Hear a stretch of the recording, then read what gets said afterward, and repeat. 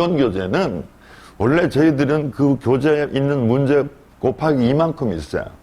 지난 10년 동안의 기출문제에다가 최근에 CBT도 복원해서 2배의 문제가 있는데 그 2배의 문제를 다 집어넣으면 책이 너무 두꺼워지는 거예요. 그래서 원래는 필기 하나, 이론 하나를 따로 썼었죠. 그런데 2권이 되니까 학생들이 너무 부담스럽다고 해서 이제 올해 한 권으로 만들었는데 그러다 보니까 당연히 뭐가 좀 적어요. 문제가 좀 적습니다. 그래서 필기 치는 분들을 위해서 저희가 연말까지 그 문제, 그러니까 우리 책에 없는 문제가 또 그만큼 있어요. 그래서 그걸 정리해서 여러분이 내년 3월 시험에는 100% 될 수 있도록 그렇게 진행을 하겠습니다. 자, 시험을 쳐보셨거나 쳐보지 않은 분이나 철도 운송 산업기사는 2차보다 1차가 어려워요. 왜? 너무 많아요. 해야 될 게. 그래서 우리는 세 과목을 치게 됩니다. 여객운송 20문제. 두 번째, 화물운송 20문제. 세 번째는 열차운전 20문제. 이렇게 치죠? 근데 이것만 공부해가지고는 어떻게 돼요? 시험장에 가면 판판히 실수를 해요. 그래서 저는 네 번째 뭘 넣었다? 네 번째 관련법을 넣습니다. 관련법은 총 1, 2, 3, 4라고 출제 기준에 나와 있습니다. 첫 번째는 여러분이 좋아하시는 철도 안전법. 두 번째가 철도 사업법입니다. 세 번째가 도시철도법입니다. 네 번째가 철도산업발전 기본법입니다. 이렇게 네 개를 어떻게 해야 돼? 이 세 개 영역에서 출제하겠다고 나와 있습니다. 그런데 요새는 CBT 방식으로 바뀐 이후에 정말 왔다 갔다 합니다. 어떤 친구는 계산 문제를 2개밖에 안 받았는데 어떤 기분 좋은 친구는 계산 문제를 8개를 받기도 하고. 그러니까 예전에는 계산 문제가 딱 4문제만 나왔어요. 여객에 2개, 화물에 2개. 가끔 어떻게 돼? 열차 운전에 비중 가는 거 1문제 정도 이렇게 나왔는데 지금은 막 섞다 보니까 어떻게 돼? 어떻게 될지를 몰라요.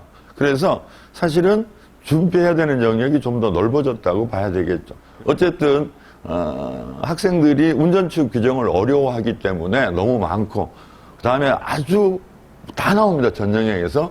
그러다 보니까 저희가 14개, 12개, 10개 이렇게 잡습니다. 그러면 36개, 모르는 게 24개면 어떻게 돼? 신이 도와서 몇 개는 찍어서 맞겠죠. 확률상. 뭐 그렇게 합니다. 그런데 제가 정말 공무원이나 공기업 강의를 뭐 30년 이상 하다 보니까 참 최근에 제가 가장 많이 하는 말은 기도입니다. 그러니까 코레일 시험을 치거나 그 다음에 뭐 메트로 시험을 치거나 공기업 시험을 치거나 공무원 시험도 마찬가지예요. 그러니까 제가 출제를 받을 때 보면 무조건 20에서 30%는 아예 손을 못 대게 하는 레벨 높은 걸 하라고 합니다.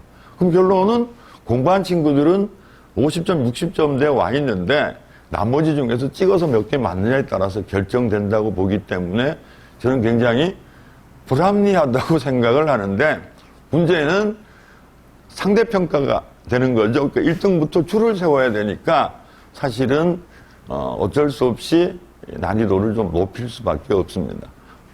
그래서 여러분도 이 중에서 어떻게 해야 돼? 이제 어떤 부분을 어떻게 맞아야 되는지를 미리 계획을 세워서 들어가면 됩니다. 자, 여객운송 한번 보겠습니다. 여객운송에서 나오는 거는 이렇게 몇 가지 영역이다? 4가지 영역입니다. 여기에 있는 철도 운송 및 계약이라는 부분은 요 계약 부분이 별도로 있습니다. 여러분 책에. 그러니까는 여러분이 열차표를 사게 되면 낙선계약이니 유상계약이니 쌍무계약이니 부합계약이니 이런 게 나옵니다. 그래서 요 부분이고 철도운송 일반은 지난 10년 동안에 딱 한 문제 봤습니다.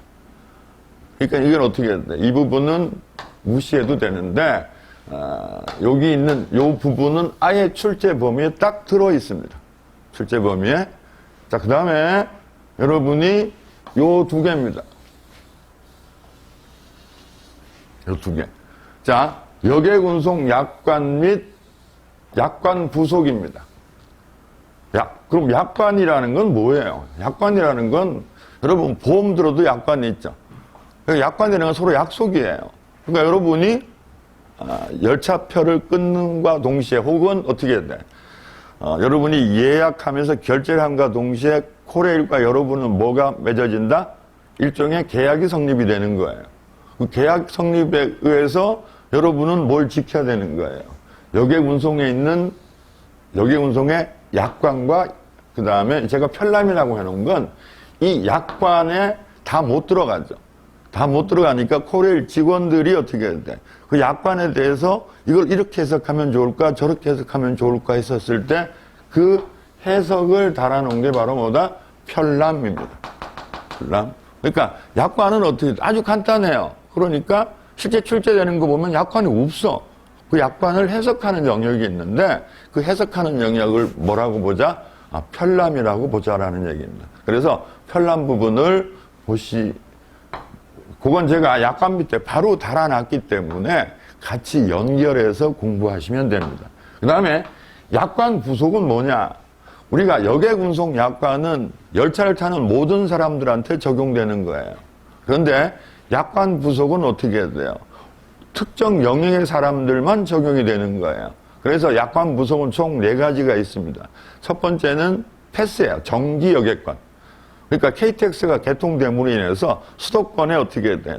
통학이나 통근이 가능하니까 한 달 내내 열차를 이용하거나 보름을 이용하거나 하게 되면 어떻게 돼?